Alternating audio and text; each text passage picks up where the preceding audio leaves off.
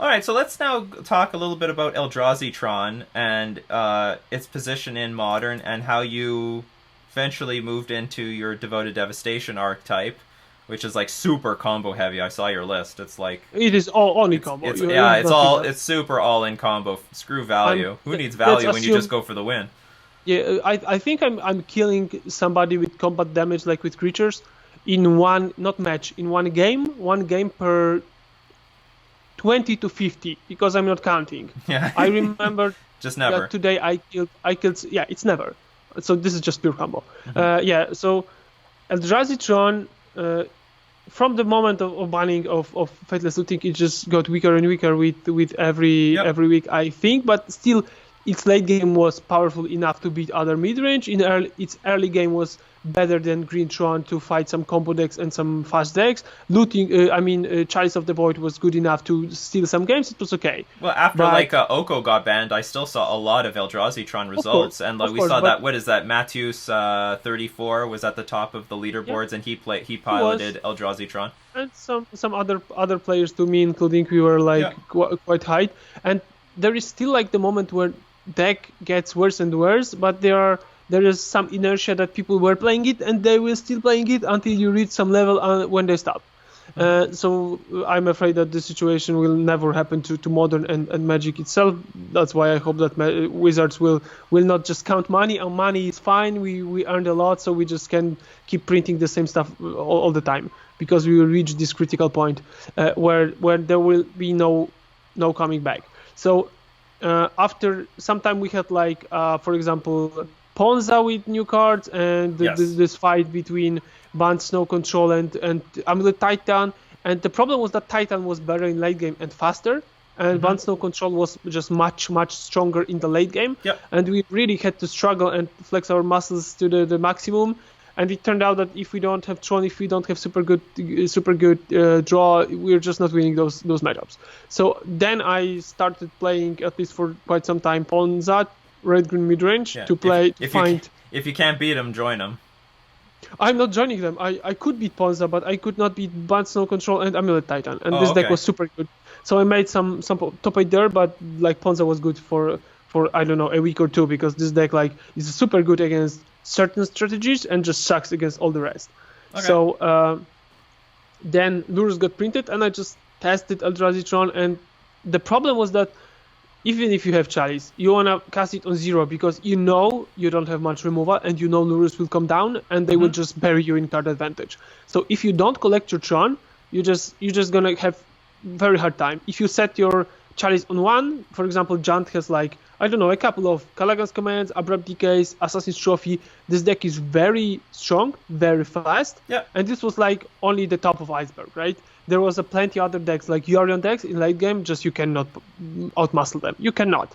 If you are not Green Tron, because sometimes you just don't have Tron. And it turned out that this mid-range plan is just so much worse that I'm just not gonna win enough games with it to do as good as I did in the past. So after some playtesting, not seeing this deck high enough in the results, losing a lot myself to all the variations of the decks that are coming up, I decided that this is probably the time to change something. And I was thinking I'm not gonna play Jant, because I'm just not a Jant player. I played some Black Green Rock in the past, but where is this win percentage I'm gonna get from the fact that I'm experienced player? This is not Jant. This is not Burn. So when I saw my colleague Ben Jones, PMJ on MTGO, making some top 8 with devoted deck, I playtested it a couple of times, and after third or fourth, it turned out that this deck is playable. It is very nice. I tried to play it when Once Upon a Time was legal with Heliod. It was not good. So I played one tournament second, and in the second tournament I got top 8. So I decided, this is it. I'm losing a couple percentage points by not playing Prowess, which is probably the best Lurrus deck right now, but I'm getting them back because I have really huge experience in playing devoted decks. So I decided, this is the deck. Again, experience showing value and worth in Modern, even now. But I love the results I'm putting recently, and I love playing devoted deck again. But I'm very sad that I know this is just a temporary situation, and after a week, 2 or 3, everything could change again. And this is not a problem that I would love to play broken deck, because this Lurrus bubble synergy is just broken. But the problem is that I cannot stick to a deck for a longer time, and this is something that is painful for me. Well, maybe we have to revisit an idea that was sprouted like very early in Modern, and I think has been completely forgotten, because Splinter Twin Master Patrick Dickman, I remember him. He played 2 decks.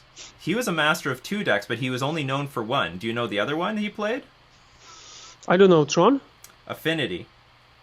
He played Affinity. And, like, there is something to be said that maybe we should not just invest in one deck. We should have perhaps a second deck, because I believe his logic at the time was at a time that Splinter Twin is not well positioned, Affinity is going to be well positioned. Okay, so you have to have the deck that's ready for the time that your deck is also not really well positioned. If you have one deck and you're super dependent on it, like I personally do not believe in like playing a million decks. I don't really like that. Then you spread your self-experience really thin. But if you have 2 decks, I think it's okay. I'm not a pro player in that sense that I'm like playing all the time and I'm a master of every deck. I'm not gonna take control deck and I'm not gonna win a tournament with it because I don't have experience with it. Right. So I cannot be a master of every deck. If you are talking about being a master of 2 decks because they somehow like fulfill each other's area of danger, if something is on the rise, then you just pick the other one. So right now, Patrick Dickman can't play Modern because Splinter Twin is banned, and I think it's that's his fault. He played the banned decks. no, I mean I'm not in the situation where I'm playing devoted deck because Eldrazi Tron is bad position. But when the metagame changes, I'm gonna go back to Eldrazi Tron. I'm afraid after Bobble, Lurrus, and everything else banned, I don't know. I probably will have to pick something from, let's say, I'm just assuming. Green Tron, maybe not Green Tron. Green Tron is probably far too slow. Amulet and Band Snow Control, and let's assume Neobrand. What you gonna pick? What's your pick? I'm not picking anything from this because neither of those is neither my playstyle nor my deck that I have, and nor the playstyle that I like. And sadly, I'm not sure what future what future will bring to us in like a week or 2. And I think I will have to pick a deck again. Something completely different, because I think that Eldrazi Tron will not come back to its tier position for some time from now. I don't want to say like months or years because Just a heads up. This is the guy who said online that once what's it called, Mycosynth Lattice was banned.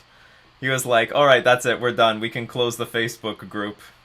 In that way, you're pretty pessimistic. So I'm a lot more optimistic than you are. That's for sure. But I'm gonna say some joke, and I was right about this. Maybe with a 3 months delay, but I was right. More like 6 months. 6 months delay is fine. Yeah. So my predictions are right within the 6-month delay. I was surprised that Eldrazi Tron was so powerful back then, and I kept playing it, winning with it, and fine. I was probably wrong about this, and right now I'm right about this, but the circumstances have changed so much that we cannot compare my previous expression to the one I'm saying right now. I want to talk. Oh, okay. You just finish up your thought. That's fine. I think that's the end. I would be very surprised if after Lurrus or Bubble ban and some other stuff being banned, I could safely come back to Eldrazi Tron, because I don't think this deck will be still so powerful in the late game, because this is not an aggro deck. If you're not gonna shut your opponent down with Chalice and then Snaring Breach from Karn and maybe some disruption with Totnot, you're not gonna overpower them in late game like Yorion. So I'm afraid that Eldrazi Tron will be in a very rough shape. So I want to talk a little bit about what makes Devoted Devastation in good shape. Like, this is a deck that saw absolutely no play. Why is this so powerful right now in today's Modern metagame? Okay, 2 situations. First of all, you have like packet of 4 Veil of Summer, completely broken card. Right. Okay. So you have very, very, very good sideboard options against like many opponents, and this is first of all, you are using Lurrus, which is obviously broken, and you are taking in advantage this probably the most powerful card in Modern right now, and you are beating decks that are trying to beat most popular versions of Lurrus. Don't get me wrong. Devoted Druid, Devoted Lurrus or Lurrus Devastation, whatever, is not a very good deck against Giant Lurrus.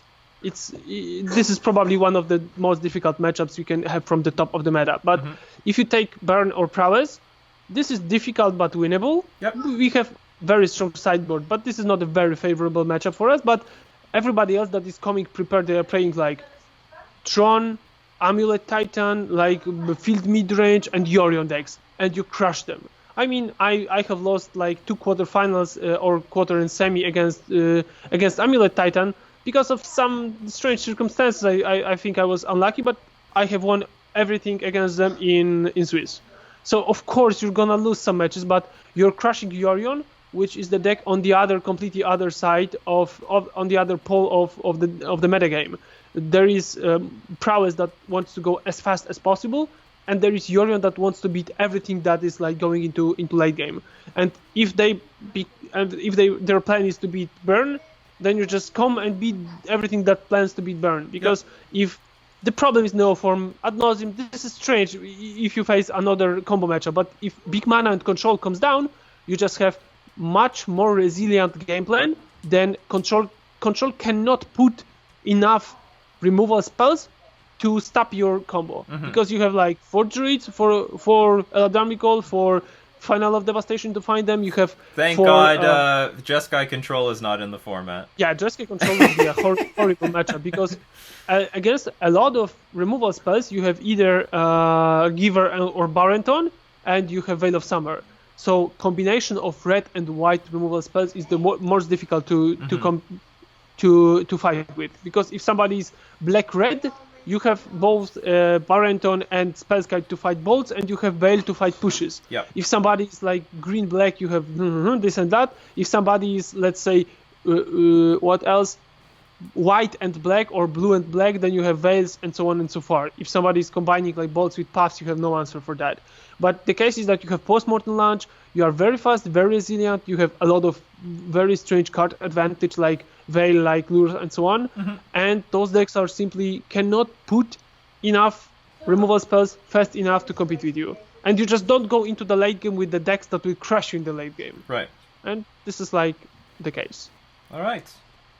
That's great. Really good explanation, and probably like a nice plus to anyone who's interested in playing the Devoted Devastation deck again right now in today's metagame. Yeah, I think this is when I made the first top 8 appearance, I have posted it on Facebook group, like Modern Creature Toolbox community, and said probably after the first and the second top 8, I said, guys, this is the time. The deck is very good. I'm not sure how long you will be able to play this combination, but this deck is very good. Really good question. If they ban Lurrus, how good do you think this deck will be? Just Lurrus, nothing else. Just Lurrus? Just Lurrus. I'm afraid the problem is that the same probably as I mentioned about Eldrazi Tron. They banned Lattice. How bad is the deck? The deck is still good, but the problem is that all your opponents did not got out of the bannings with no damage. They did not hurt from this. And the problem is that you are losing your tempo, your card advantage, everything, and your opponents are the same strong. So, for example, if you face Giant or Mono Red Prowess, your chances are the same. But if you face Lurrus, Rosa, or Amulet Titan, your chances are much lower because you have lost your best card advantage tool, and everybody else is just the same powerful or even more because they are prepared. So the problem is that you are hurt, and the vast majority of the metagame is not. This is the problem. The deck will be present, but will not be tier 1 for sure, in my opinion.